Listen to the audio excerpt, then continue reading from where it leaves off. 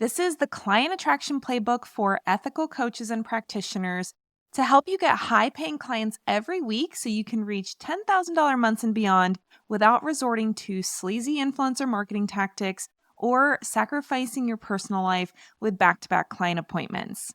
This episode is called What to Do When Your Offer Isn't Selling, Even Though You're Amazing at What You Do. We're going to be diving into the common mistakes that make your programs practically invisible to potential clients and how to change your offers, update your offers, make them irresistible so that they practically sell themselves. I work with so many people who are straight up amazing at what they do, experts in their field, their area of expertise. They are just able to help their clients get amazing results, whether that's in their health, in their energy, in their relationships, in their mindset. We tend to get people into our programs that are super smart, super talented, very, very good at what they do, but generally they're not the best at marketing themselves. And that's why they end up working with me, because they need help figuring out how to actually present what they do in a way that makes people want to work with them.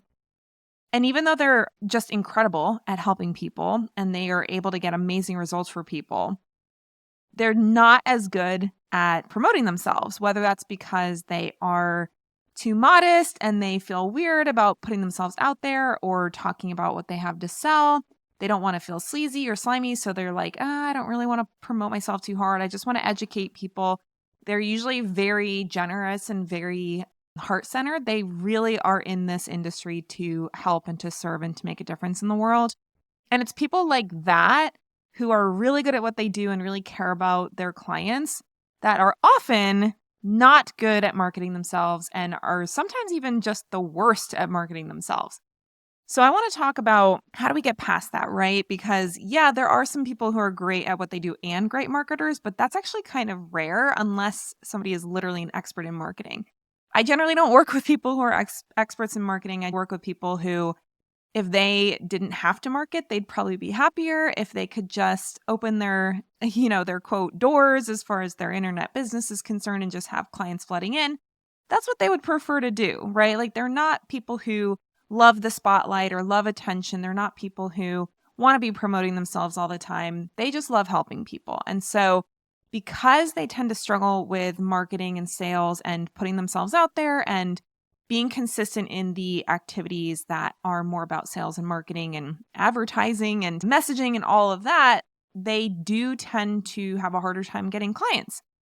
And unfortunately, a lot of times the people who are really good at marketing, really good at sales, really good at building an audience, really good at creating content, a lot of times they aren't as good at actually helping people. And again, this is a generalization. I'm not saying this is for everybody, but how many of us have bought something from someone who was excellent at marketing? We were like, oh my gosh, this sounds amazing.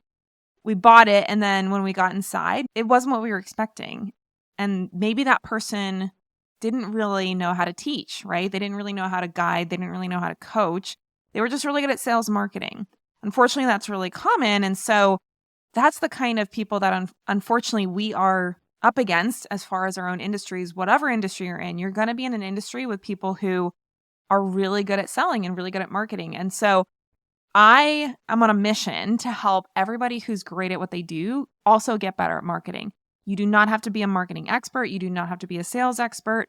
But I am truly of the opinion that the people who are the best at helping people are the ones who deserve to be booked out with clients. That's what this entire series is about. And that's what I want to talk about today, because so many people are struggling to get clients, struggling to make sales, struggling to put themselves out there consistently and confidently. And people need them. People need their skills. People need their expertise. People need their talent. And they're not able to get in front of as many people as they could be if they were doing things more effectively. This is what this whole series is about. I'm on a mission to help you, the expert coach or practitioner who's amazing at the work that you do, helps people tremendously in the service you provide. I'm on a mission to help you get noticed, help you get seen, and to help you get more clients. So if you are experiencing less sales, less attention on your stuff, the algorithm is making it so that less than 10% of your audience actually sees anything, trust me when I say you're not alone. Almost everybody's dealing with this right now. And It's not necessarily indicative of what you're capable of or how good your stuff is or how good you are. It's just something that we all need to deal with and we all need to adapt to. Because there's more competition than ever, we have to do different things to stand out than we even had to do 3 or 4 years ago. I've been in this business for over 10 years now. I've been working in this industry for over 12 years now because I worked for another business that did this same kind of online coaching, consulting programs type of model. And I will admit, it was a lot easier 10 years ago, 8 years ago, 5 years ago to get started because there wasn't as much competition. There wasn't as many people that were using these really advanced sales and marketing tactics to get their stuff in front of people and to make sales. So that doesn't mean that we can't still be successful. It doesn't mean that it's too late or that you are just doomed to fail. It just means that the way we approach things has to be different now than it was even just a few years ago.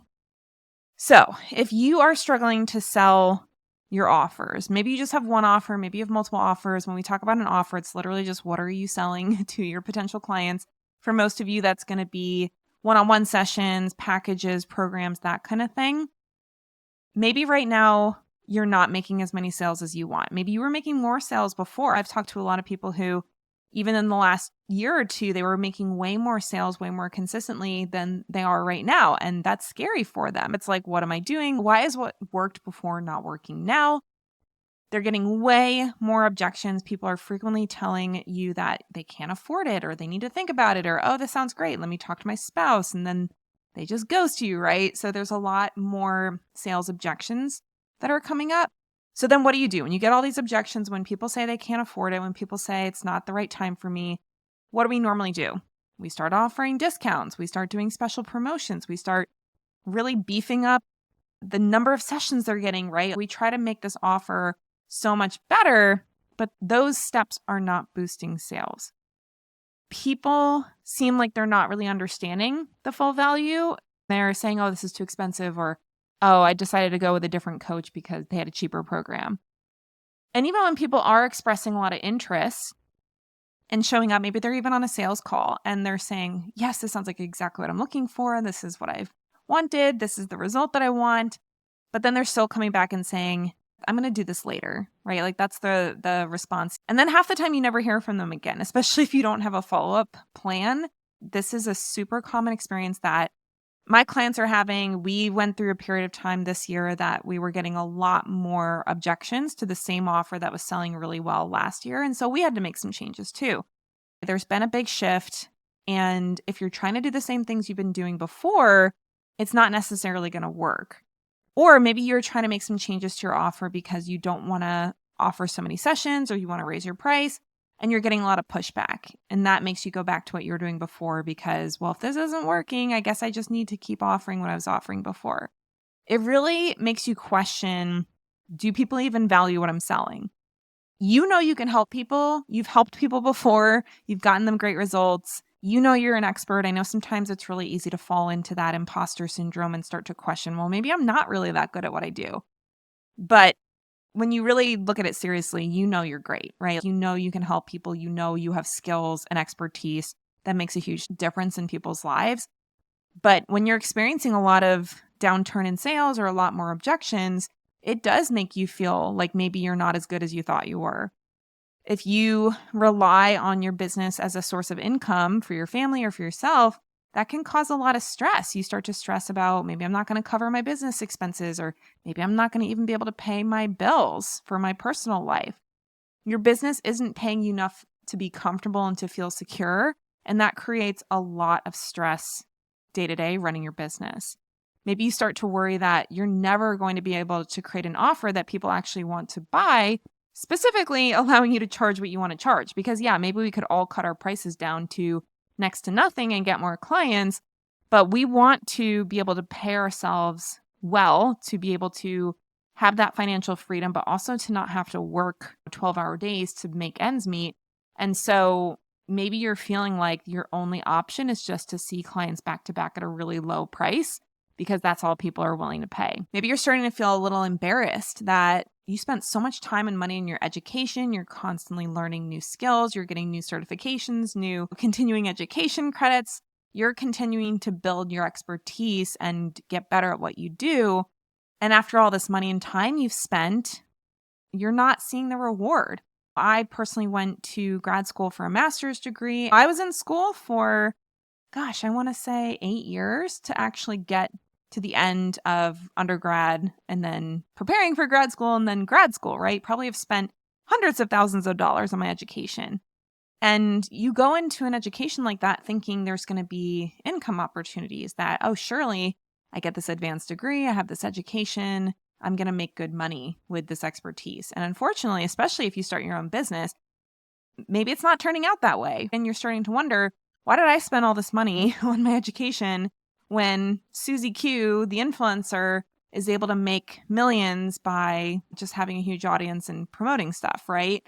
So I think that can get really discouraging. I know I've seen in a lot of the groups I'm in on Facebook, there's a lot of chatter about people feeling like maybe I wasted time and money becoming a licensed professional or getting this education because everybody else seems to be doing better without the education. So hopefully you don't regret your education too much. I know for me, sometimes there's been moments where I was like, was that the right path? I do think that the learnings that we get from our advanced degrees and our education is always beneficial for us in the future.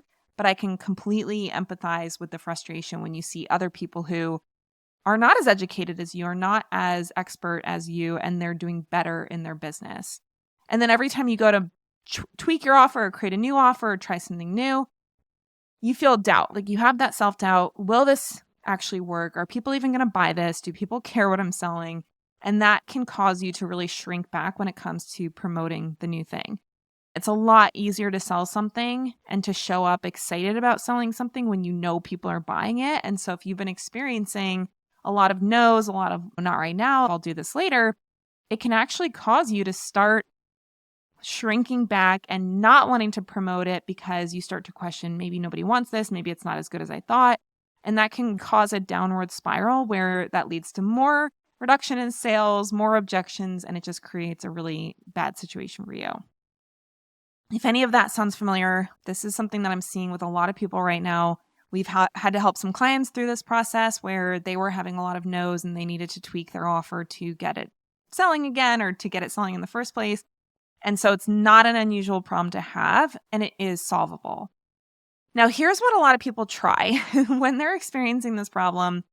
This is how they try to fix it. And this is the kind of stuff that, again, it's logical. It makes sense to try it, but it doesn't work. So one example is maybe you're having a hard time selling the bigger packages or programs that you want to sell.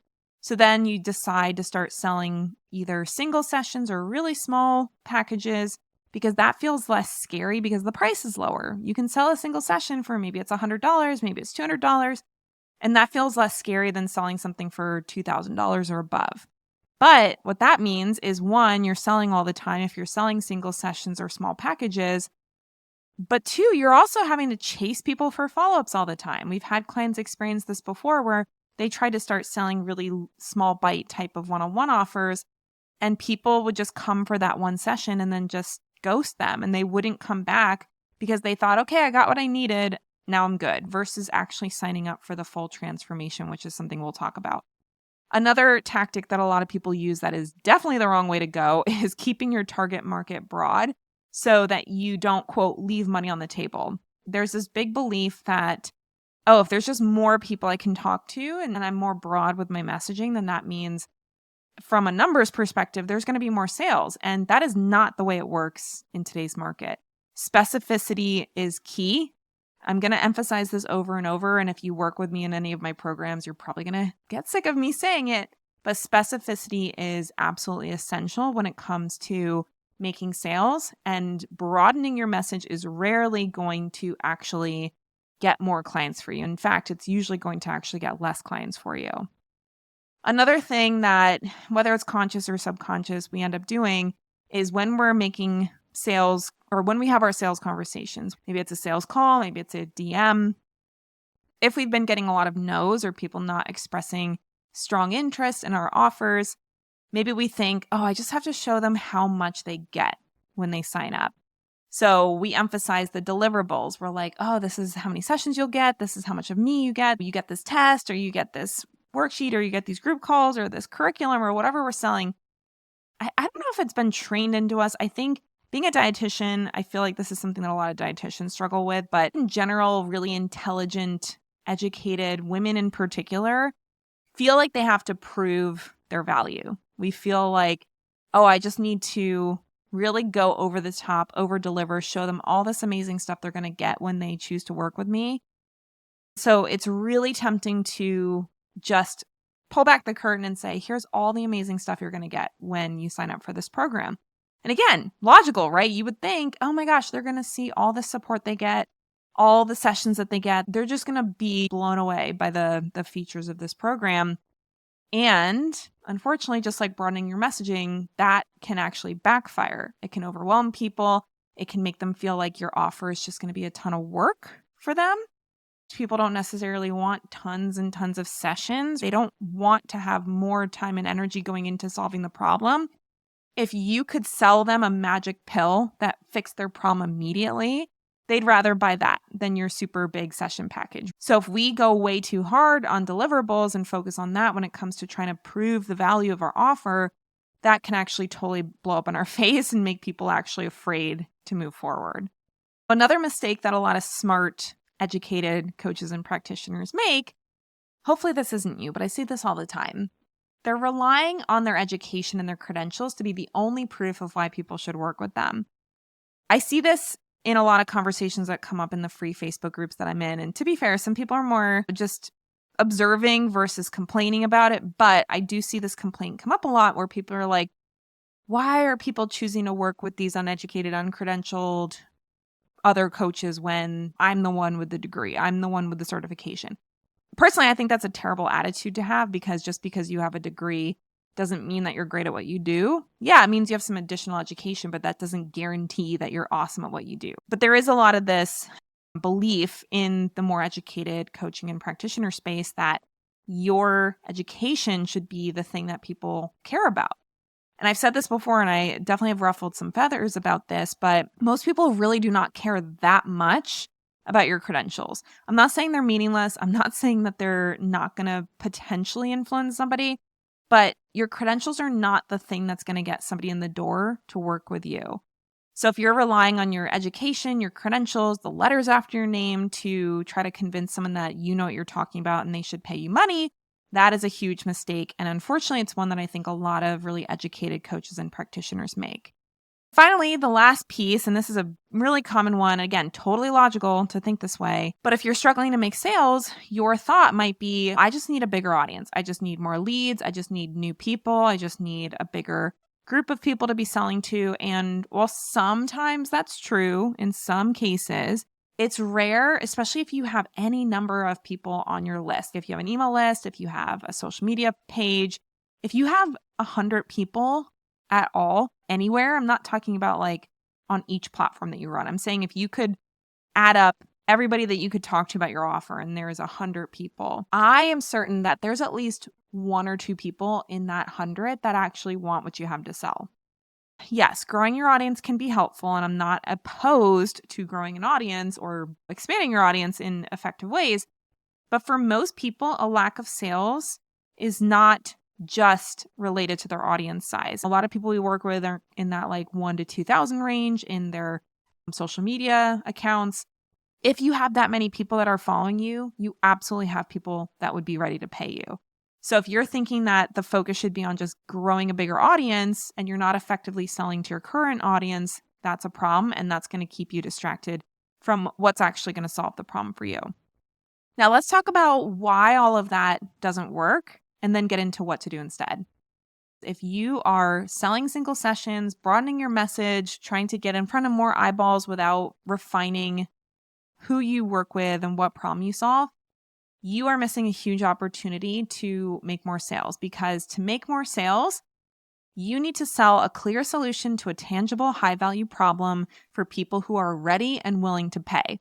That is ultimately the only thing that matters. I'll say it again. You have to sell a clear solution to a tangible, high value problem for people who are ready and willing to pay to get that problem solved. If you take nothing else away from this series, please remember that, because if you do things like broaden your audience, sell single sessions, start to focus really on the deliverables over the results you can help somebody get, you are moving farther away from that goal of presenting a clear and tangible high value solution to the people who want their problem solved.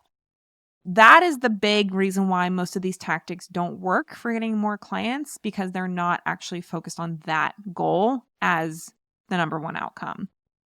You might also be overly focused on audience building when you probably already have potential buyers in your current audience and we just need to sell to them more effectively. The reason why most people with a big audience tend to not make as many sales or tend to struggle to get clients is because they use too much expert speak in their content. They're going way above the heads of their potential clients, even if your clients are educated. You do not even understand how much more you know about your topic of expertise than your clients do. And I fall into this trap too myself, because sometimes I think I've been in this space for so long, I start to get used to certain things, used to certain language, used to certain ideas, used to certain concepts, to the point where they just start to feel like, oh my gosh, of course everybody knows that, right?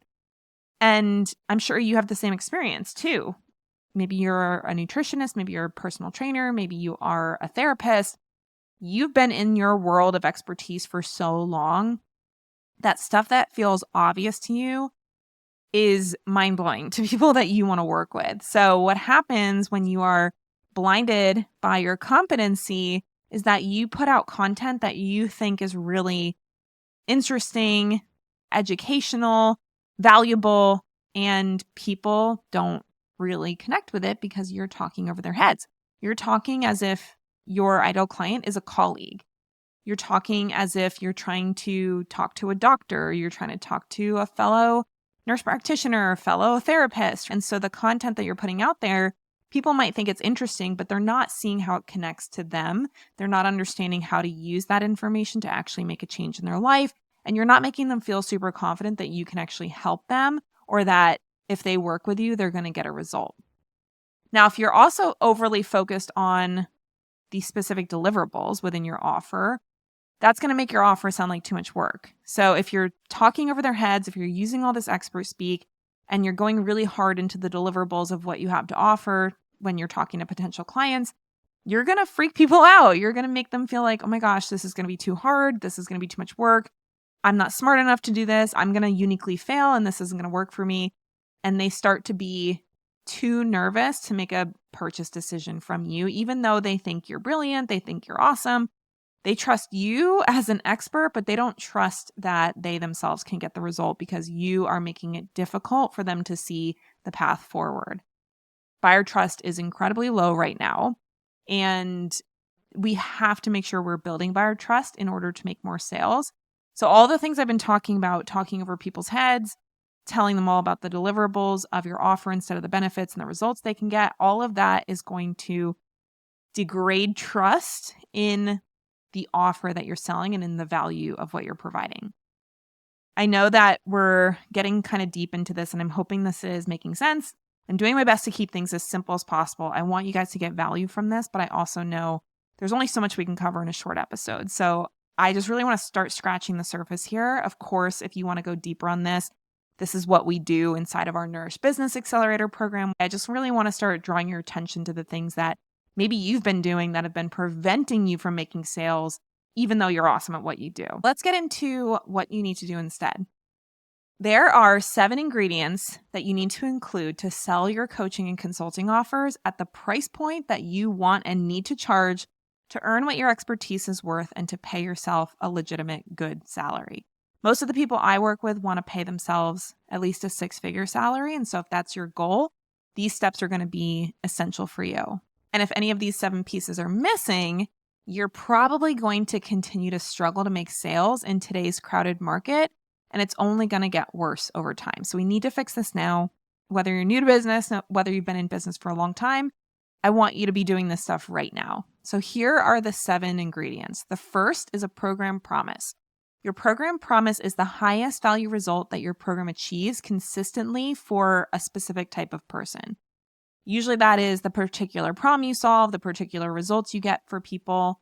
But this is where we really need to start boiling down the specificity, because if you're just saying, oh, improve your health and feel better in your body, that is not specific enough to really work as a program promise. A program promise needs to be clear, specific, tangible. People need to know exactly what they're investing in, exactly what they can expect to get out of it. I'm not saying that you guarantee everybody's going to get 100% of the results that you are capable of helping somebody get, but we want to make it a really compelling outcome that we're speaking to that people are actually investing in. The second ingredient is a perfect prospect. You need to be selling a high value problem for people who are ready and willing to pay. And not everybody who has the problem that you solve is ready and willing to pay. So we need to identify potential clients who are highly motivated. They want to get the outcome. This is a very important thing to them. This is more of a broken leg problem compared to a rock in your shoe problem. Broken leg problem is, if this isn't fixed, I can't function. Rock in your shoe is, this is kind of annoying, but I can just ignore it, right? So we need to find those people who the problem is so important to them that they are like, I need to fix this now. And they're also already taking action towards getting the result. Because if you have somebody who says, oh yeah, I really want this, but is never actually doing anything about it, reality is they're not actually that motivated, because if they were that motivated, they would be trying to solve the problem. So we need to make sure that the people that we are speaking to with our offer and our marketing are people who actually really want what we have to sell and are ready and willing to invest money, time, and energy into getting the solution. The third ingredient is a proven methodology. This is something we go into deep detail in our Nourish Business Accelerator program, because this literally will impact every single part of your business, everything from the offer you're selling to the audience you're speaking to the way that you're selling it, to the way that you're talking about it in your content. Everything you do in your business wraps up around this proven methodology. So your proven methodology is a clear and proven process that helps your clients get the results that you're promising, and it differentiates you and your approach from the other alternatives on the market. Now, I say proven if you're a new coach or new practitioner. That can be something that builds over time. You can build proof as you work with more clients, but we want to make sure that you are very confident that what you do actually is a solution to the problem that your clients want solved. The fourth ingredient is perceived value. This is where in your offer, you're highlighting elements of your offer that your ideal client values most. So we really need to get clear on what is the person that we want to work with, what is their priority, what do they care about, and not as much what we think is super valuable, because sometimes what we think is very valuable is not what our potential clients think is valuable, and we end up overemphasizing the things that they don't really care about. The fifth ingredient is personalization and support. In today's market, people want more support and more of a high-touch experience than ever before. I'm not saying you can't sell low-touch courses and all of that, but if you want to sell high ticket, if you want to sell to more clients, if you want to make more money with each individual client you work with, and you don't want to have hundreds of people working with you all at once, then offering a high-touch and customized experience within your program is going to make your offer more compelling and attractive. I'm not going to say that every single offer out there that sells has to have that personalization, but if you want to make more sales, it's a good thing to test to really create a more high-touch experience. The sixth ingredient is payment options. If you want to sell a higher price offer, if you want to sell more of a program or a package instead of single sessions, most people appreciate having options when it comes to how they pay. Installment plans, external financing, anything other than just pay in full is really important. Doesn't mean that people won't pay in full, but if you don't have flexible payment opportunities for people, that can make it difficult for people to say yes to the thing that you want to sell. And then finally, the seventh ingredient is proactive urgency. I call this proactive because we want to go into a sales conversation actually having a plan for how to create some level of decision urgency for the people that we're talking to encourage faster decision making. Because unfortunately, with all the stuff going on in the world, all the distractions, all the stress, unless somebody is just like ready to go right now, tell me where to sign up, which is great. We love those people.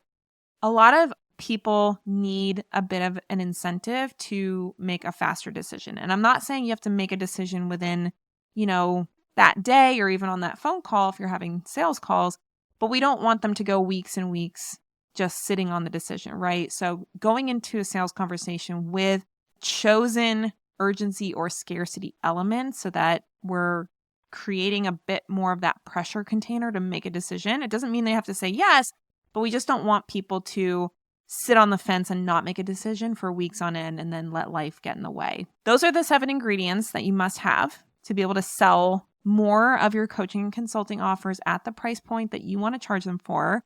They are program promise, perfect prospect, proven methodology, perceived value, personalization and support, payment options, and proactive urgency.